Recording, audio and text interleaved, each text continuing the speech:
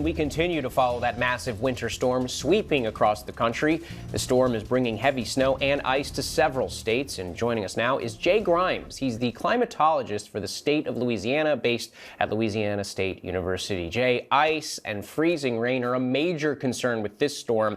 Does the state have the resources to salt roads and address power outages? Well, good morning, Andrew. Thanks for having me on. And the truth is, as you can imagine, for a southern state, Louisiana is not built for this. And so we do have some issues. We're already looking at about 125,000 people without power, scattered mainly in the northern half of the state. The little bit of good news for us is that the system is moving out, and by later this afternoon, we'll be done with the winter weather, but we won't be done with the storm. Ice accumulation, sleet of 1, 2, even 3 inches accumulated overnight, last night through the day yesterday. That's going to hang around a while because parts of our state may not get above freezing until Wednesday. For us down here, that is unusual, and it certainly strains the state's resources to respond to that. So given the rarity of a storm like this in the South, what kind of guidance do you give to state agencies to make sure they are prepared well in advance of a storm like this?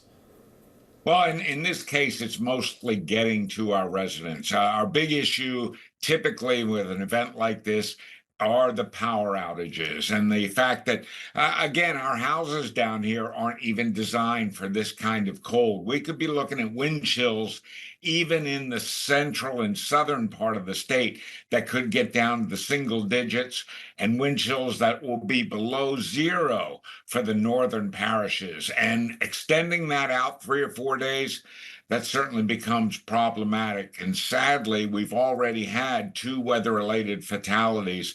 So even though the precipitation, the frozen stuff is moving out, we've still got some issues to deal with over the next couple of days. The other thing we have problems with during these kinds of extensive winter events is access to water, especially in our rural areas where some of the water supply services really get challenged by the fact that freezing creates weaknesses and pressure problems.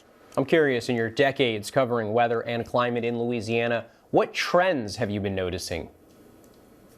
Well, I don't want to call this a climate change trend, but certainly over the last couple of years, we have certainly seen some winter oddities. Last year, we had arguably the most significant winter storm for the southern parishes on record, and that's records that go back into the 1800s.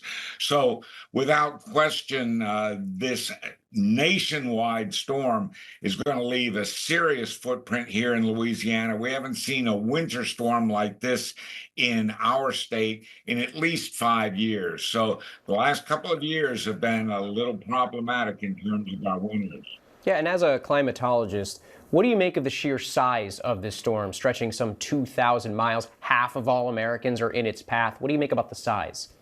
It's just overwhelming, impressive. And as Brittany and some of your folks have been mentioning, we're really looking at something that's going to be a sort of a national standard, a storm that is so large that it may ultimately rank as one of the largest, if not the largest winter storm, at least in recent history. Jay Grymes, thank you.